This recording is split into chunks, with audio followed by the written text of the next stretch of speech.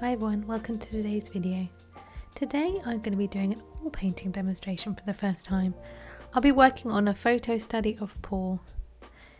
This is the first oil painting demonstration I've done on this channel. I'm working on a tutorial video that will go into this in some more detail.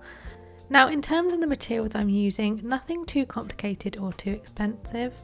I'm only using one brush and I'm also using an extended Zorn palette, so mostly using the four colours of titanium white, yellow ochre, cadmium red and ivory black, with some other colours added in. The panel I'm using is quite a cheap panel. It's a natural linen panel. I'll provide details in the description. And in terms of solvent, I've got a little bit of Gamsol just to make the paint flow.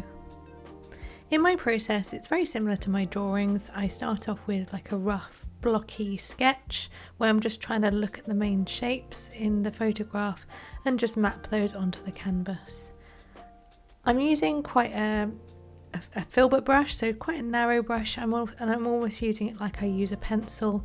I'm using the paint quite thinly and kind of rubbing it into the canvas. The canvas has a very rough texture, so it's not the best to work with this kind of brush. I probably should have used a hog hair brush so I can get into all those little crooks and crannies, but I do really like this brush for being able to draw with, so yeah, it's quite fun to get started with. The paint that I'm using is mostly raw umber. Now it's not usually one of the colours I use to mix the colours when I actually start to fill in that stage, but for the underdrawing it's a really perfect kind of neutral tone. The one I use is a Winsor & Newton one. It's not too expensive and yes, as I say, it works really well as like a neutral underpainting. I'm really approaching it the way I do my drawings, so squinting my eyes and looking at the big shapes on the left hand side, and then just try and map in a black and white or brown and white version of the drawing that I see on the left hand side, identifying the major dark areas and trying to block those in, and also working on a little bit of some interesting lines. In this portrait I only took 2 hours of the painting. It's alla prima, which means it's all done in one single sitting, so we don't wait for the paint to dry in between, so I'm just working it in one big go. So the drawing actually isn't particularly accurate. I got a few elements wrong, but I was really looking for something that was giving an impression and a mood rather than the perfect likeness. So at this stage I've got the underdrawing to the stage that I think it's pretty close. I'm just working on building up some colours. As mentioned, I work primarily from a Zorn palette, so a lot of the skin tones I mix only using the black and the white, and then mixed in with that earthy yellow ochre and the bright red. So those are the primary colours I use to mix all of the skin tones. I did add in a little bit of Alizarin Crimson, you can see there, because Paul's skin tone is quite pale, so I felt like I needed something a little bit more pinky. Now the approach that I'm taking for this portrait is a bit like a tiling approach. So rather than blocking in the skin in kind of 2 or 3 shades and then working on refining in new layers on over and above, what I'm really trying to do is look at the photograph reference and really understand what I think the colour is, mix that colour and then place it on the canvas. Now, the only downside with that approach is you've got to be quite confident in your colour mixing and your ability to identify tone. So it's definitely not the best approach for beginners. But if you feel quite confident in mixing colours, maybe you've done a lot of digital work or a lot of oil painting, then I do really like this approach as a way of getting some really like interesting shifts in colour and tone.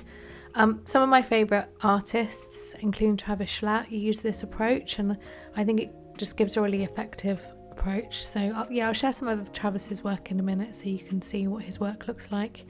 I definitely think you'll be able to see that my work today has been heavily influenced by his work. So yeah, this is all about making a skin look alive. You really need to emphasise those shifts in tone and colour. Now unfortunately the photograph is a raw umber reference photograph, and I'm not able to share it with you on this video. I actually painted this portrait for Raw Umber's competition they have, where you can enter by painting one of their reference photos.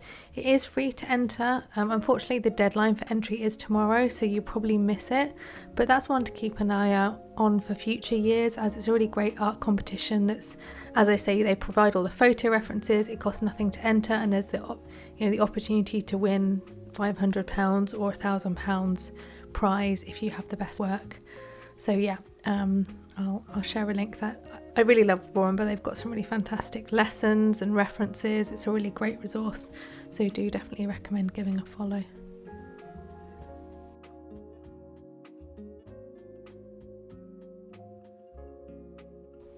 So I talked about Travis Schlatt. This is his work here. This is a self-portrait he did, and I'll show you another painting in a minute. I just really love how kind of muddy his faces are, and yet so beautiful in terms of the shifting colours. I really like the way he designs his edges, and I like how understated his fabric and backgrounds are. So these are some of his quicker studies, but he also does these very elaborate, beautiful paintings and landscapes, so definitely worth checking out. So yeah, I'm really working on looking at the colours that I see in the photograph. Paul's got lots of really kind of gingery, warm and greeny tones in his beard.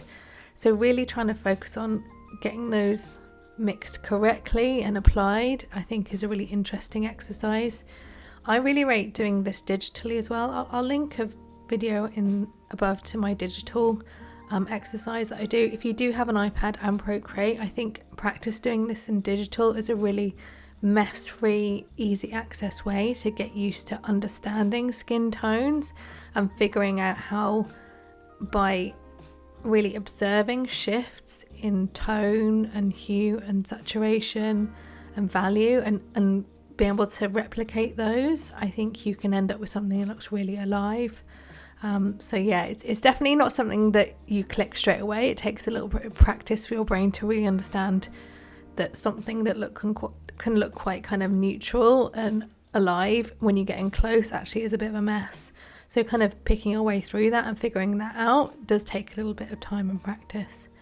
When I do my tutorial, I think I'll mostly focus on more of a blocking approach, because I think the first time I tried this approach, I definitely found it a real struggle. So it wasn't the most natural approach for me as a kind of beginner oil painter, but definitely as I got more experience, I really enjoy taking this approach occasionally. So the canvas I've got it's a really like thirsty canvas. In my head, it's like it's crawling through the desert, kind of going, give me a drink, give me a drink. So whenever I put some oil paint down, it just sucks straight into the canvas. So I was battling with that a little bit, but I really love this kind of square format, and I really love the neutral colour in the background. So I did battle through. As I mentioned, I probably should have used a hog hair brush and built up some more volume, and I might even come back and do that. I mean, the beauty about oil paint is you can carry on working on it.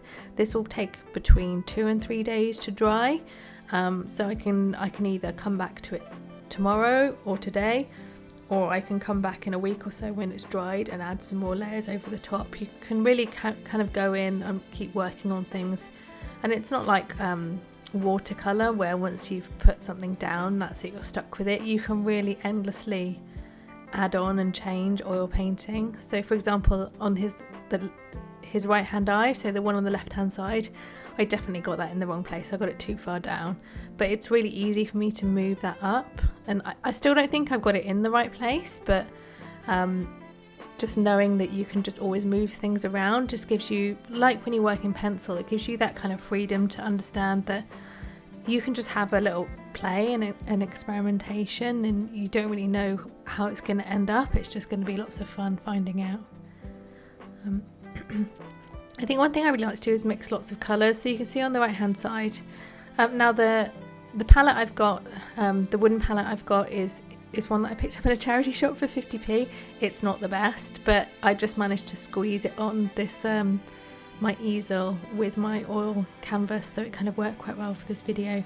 Now the canvas support I've got here is actually a recipe book holder. I probably should just go out and buy a desk easel, but this recipe book holder is just really handy. I take it with me when I do portrait paintings, because it just folds down flat and I can slip it in a bag, so it's just really convenient. The painting doesn't really wiggle around. I think I work quite gently with my paintbrush, although there's some areas where I've had to kind of scrub the paint in. But yeah, so I find it works fine. You don't need an expensive easel, especially when you're starting out. I think there are a lot of options to start out cheaply. And like I mentioned, I'm only using one brush. I did have a more detailed brush that I had to end up coming in with a little bit further on in the process, but most of my painting I did with this filbert brush that I have in my hand now. It is a synthetic filbert, and it's quite smooth, so it's quite nice to work with, but it just doesn't, the only struggle I had with it was really getting into those little textured holes within the painting canvas surface. Now the trickiest thing is just getting the tones right. So his forehead is the palest area, followed by his cheeks, and then his beard and his chin are very dark. He's also on the right hand side of his face, or his left hand side of his face, at the right hand side as we look at him, that's in a little bit of shadow as well. So making sure that you're reflecting those correctly, I think, is sometimes the biggest challenge with these drawings.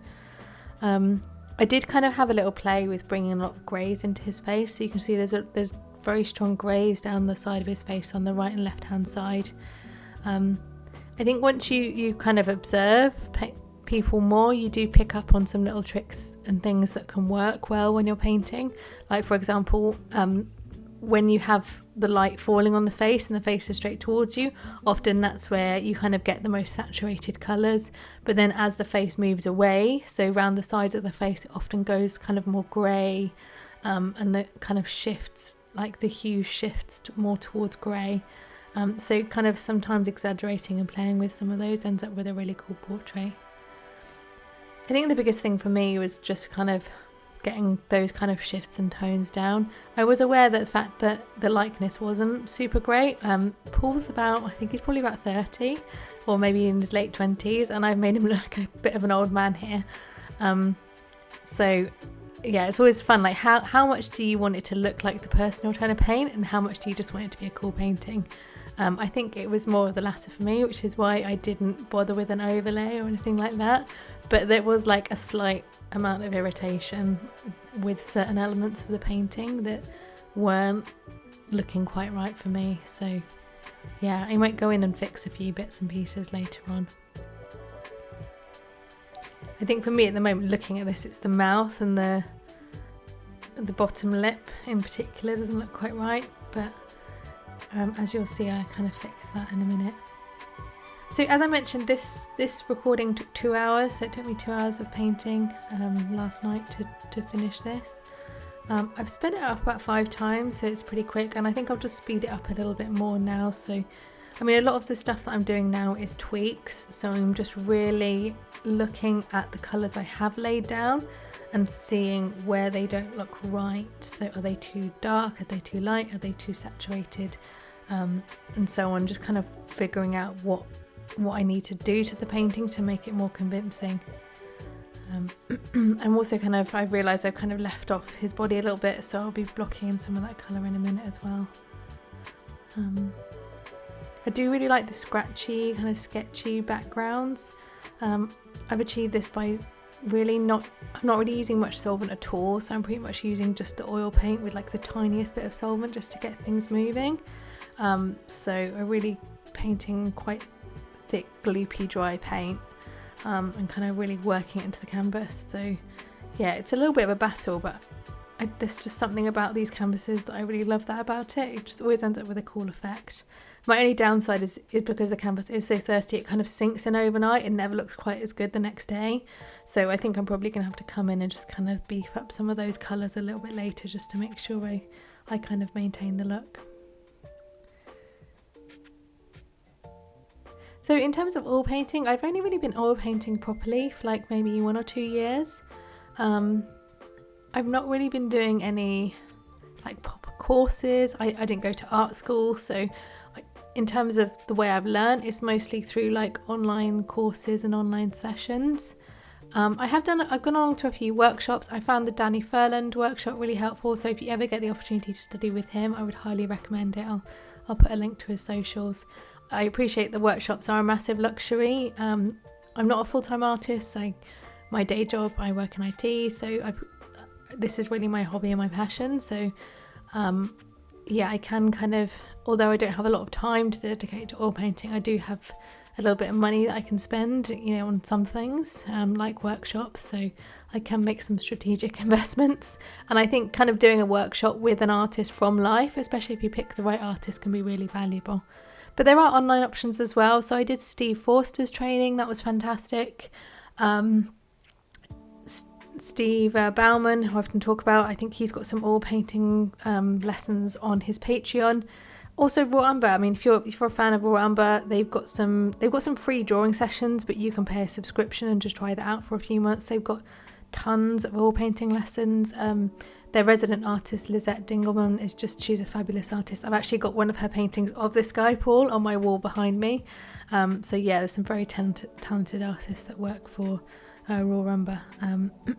So yeah, I mean, there's lots of ways to learn oil painting.